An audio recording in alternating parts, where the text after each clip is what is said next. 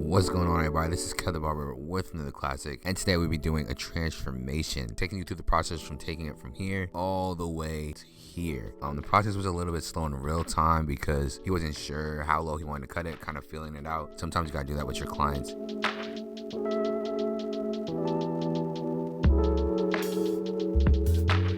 So I start here with shears, and for you guys who recognize that I usually have a little more clean of a process, I guess, like creating lines and all those things. That's what typically how I show you guys, but this is more closer to how I actually work. So if you guys got any more questions and a little confused about what's happening, let me know. I'm trying my best to explain how, a professional does it without, thinking too much of guidelines and stuff like that.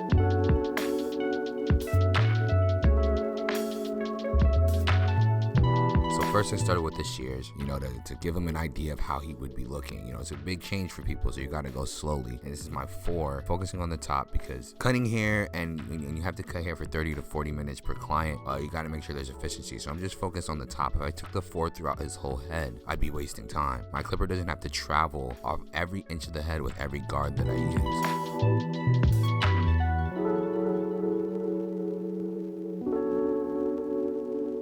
Here I'm taking out bulk because I know when I go lower to other guards it's going to make it a little easier. But like I said, a lot of people are confused about why hair is left on the bottom. Not really hair is left on the bottom, it's more so you're focusing on where the clipper needs to be.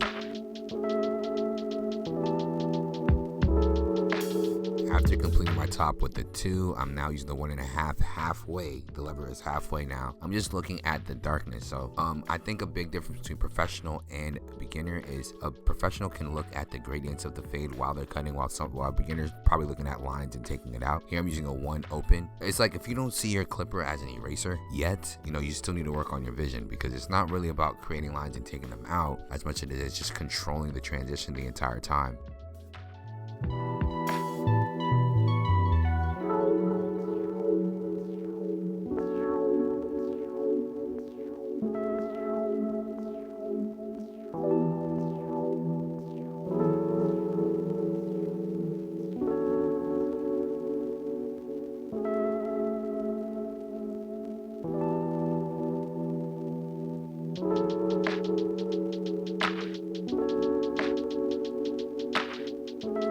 See how I just took out the bulk right there. That was all with I've only used the 2 and brought it down to a 1 and a 1 closed. Now I'm literally just lightening it up. So now I've made no lines. This entire haircut, I've made no lines. I've just brought it down from a 2. Again, if any of this is confusing you, I can go into any more detail. I'll be making more detailed videos.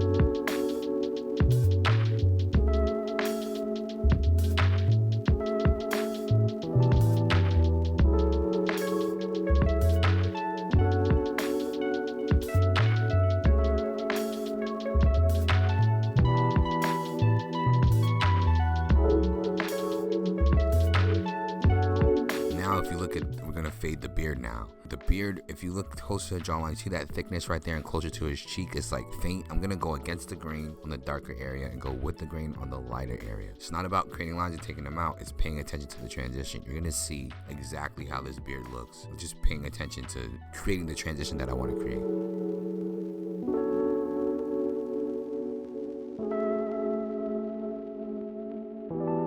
Now we're gonna really go deep dive and look into it. So see, look, I comb using my half guard. I'm just lightening it up, and when I use my half guard, I usually just play with the lever a little bit, as you can see right here, just to see what happens.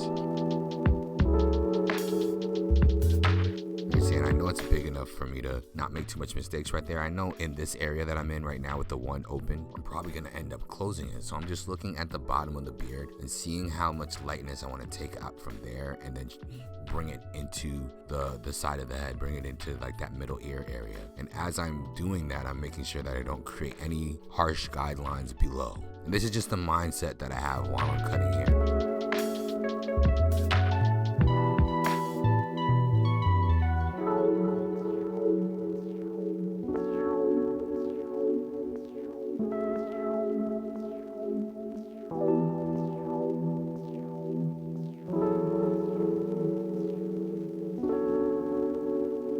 And the whole time, if you look, I'm flicking, I'm combing, and these are techniques that you use every time you're cutting hair. Now I've gone all the way down to no guard, and I'm paying attention to both the bottom beard area and then how the clipper is affecting the temple area at the same time. Kind of like pushing and pulling on the top and bottom. And I'm moving my lever just to see at what intensity I want the hair gone. So it's really close here, and as I go up, I pull the lever back to see how it's reacting.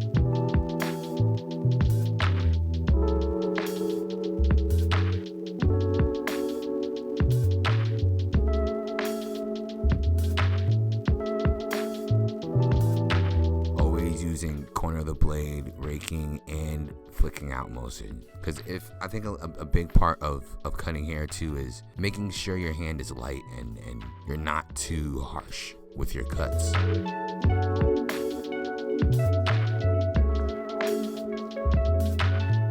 Now just blow drying the hair just to lay it down and starting the hairline. Of course, as you guys seen on Instagram, you start in the middle, you pick the higher side, and then you match it. So this side is pretty much equal, not too much different. So I just chose a side, went to the left, then I matched it on the right side. And always making sure you comb. Just because the clipper touched it doesn't mean that it cut every single hair it came in contact with. It cuts some hairs and it pushes other hairs.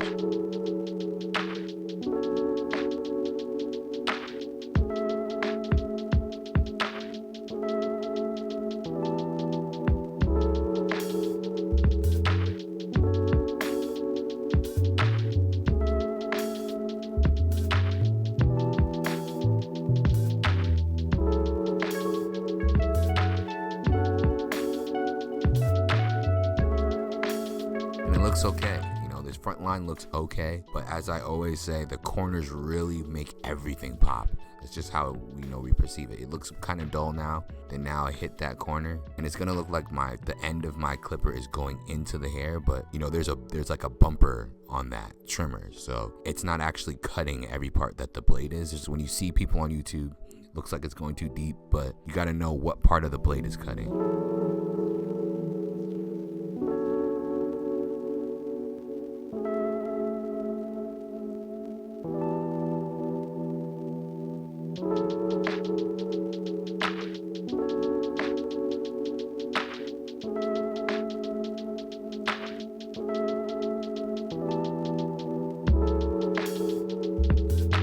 Here, this is just a perfect method to make sure you're doing the C cut perfectly.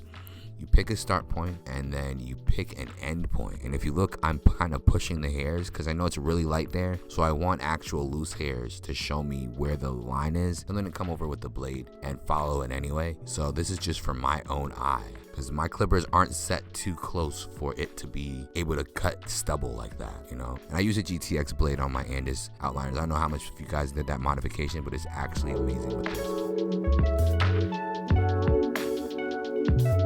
After I do my process, I look in the mirror and I keep looking. You see me keep backing up and looking so that I can equalize both sides. And the reason you look in the mirror is because you can see a different perspective. Being really close to somebody's head, you can get some wide angle effects. And the further you look is the more clean it is.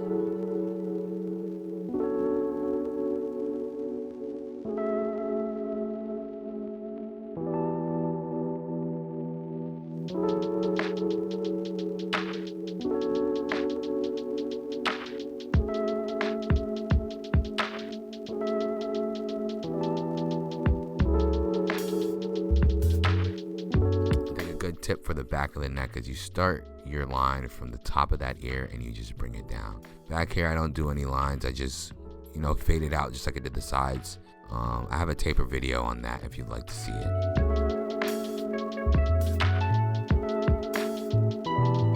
And after that, you just kind of follow through with the blade to make sure always stretching the skin.